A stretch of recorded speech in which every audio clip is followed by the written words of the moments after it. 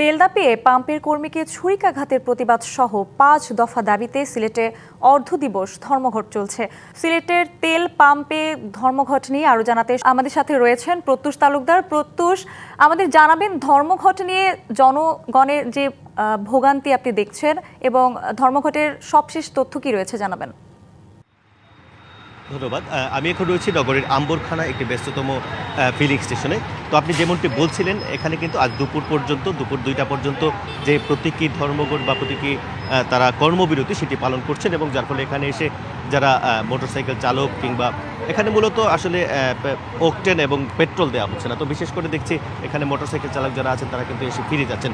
তো যেটি আমাদেরকে জানিয়েছেন, এই ধর্মঘটের আহ্বান করেছেন কিন্তু Bangladesh petroleum dealers, distributors, agents and petrol pump owners association Sylhet বিভাগীয় শাখার পক্ষ থেকে। তারা কিন্তু 5 দফা দাবি উত্থাপন করেছেন। যেমনটি আপনি বলছিলেন যে গেল 24 ঘন্টায় কিন্তু 3টি ঘটনা ঘটেছে যেতে তাদের কর্মীর উপর হামলা হয়েছে। এছাড়াও তারা কিন্তু আরেকটি দাবি করছেন, সেটি হচ্ছে যে স্বাভাবিক বাস্তবসম্মত কার্যকর জ্বালানি বিপণন ব্যবস্থা পুনর্বহাল।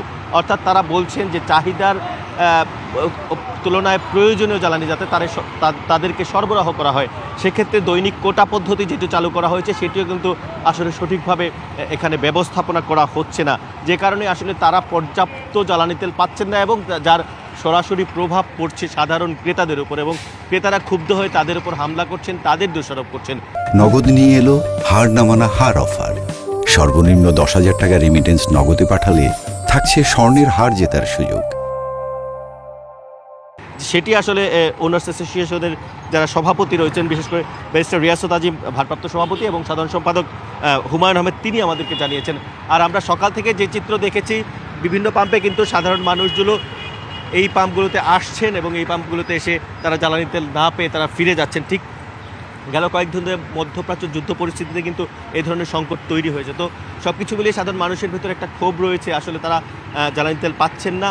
কিন্তু যেটি বলছেন যারা ধর্মঘট আহ্বান করেন, তারা বলছেন সঠিক ব্যবস্থাপনা এবং বিপণন করলে এবং পর্যাপ্ত তেল সরবরাহ করলে তারা কিন্তু এই সংকট কাটিয়ে উঠতে পারবেন। তো এক্ষেত্রে আজ দুপুর 2টার পর তারা আসলে নতুন কর্মসূচি ঘোষণা করবেন কিনা সেই বিষয়টি জানানো যাবে, এবং তারা বলছেন দ্রুত এই সমস্যার সমাধান করতে হবে। এই ছিল সিলেটের জ্বালানি পরিস্থিতি এবং ধর্মঘট পরিস্থিতির সর্বশেষ খবর। প্রত্যুষ, ধন্যবাদ আপনাকে।